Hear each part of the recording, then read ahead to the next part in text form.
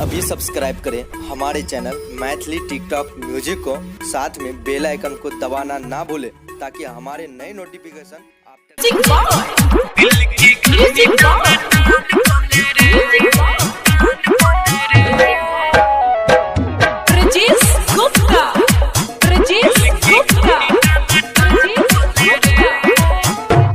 Mishra music present.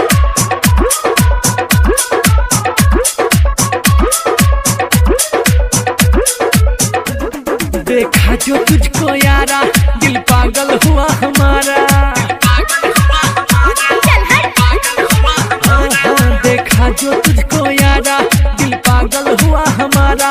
अब चैन मिले ना मुझको, फिरता हूँ मारा मारा। तेरी मीठी मीठी बोली मन में घोल घोले रे।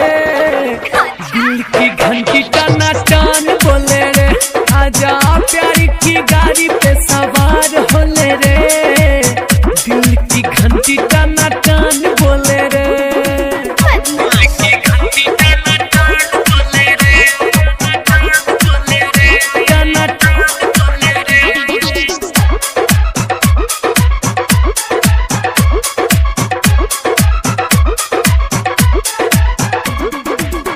क्या है नंबर तेरा मुझको बता दे, ऑनलाइन चैटिंग करूं फ्रेंड तू बना ले।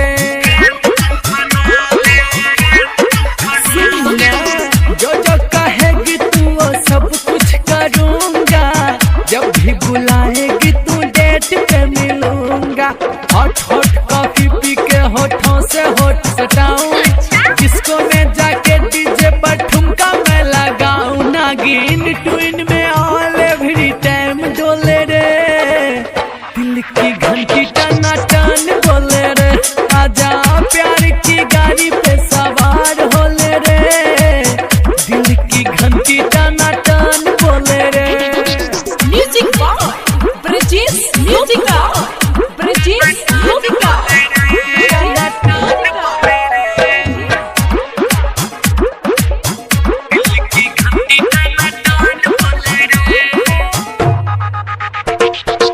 DJ Brijesh Chakiya, DJ Krishna Yadav.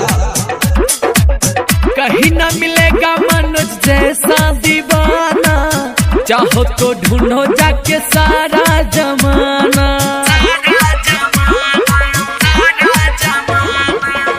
Offer मिला है बेटी फायदा उठा ले। लड़का मैं सीधा साधा मुझको पटा ले। बात मानो मेरी जान तू कर ले मुझसे शादी। जितना चाहेगी उतना सूरज देगा आजादी। सुनो प्यारी का पोपट एवरी टाइम बोले रे। मेरी गाड़ी में सवार होले रे। तेरी मीठी मीठी बोली मन में घोल घोले रे। दिल की घंटी टना टन बोले रे। देखा जो तुझको यारा, दिल पागल हुआ हमारा। हो देखा जो तुझको यारा, दिल पागल हुआ हमारा। अब चैन मिले ना मुझको, फिरता हूँ मारा मारा। तेरी मीठी मीठी बोली मन में घोल घोले रे। दिल की घंटी टना टन बोले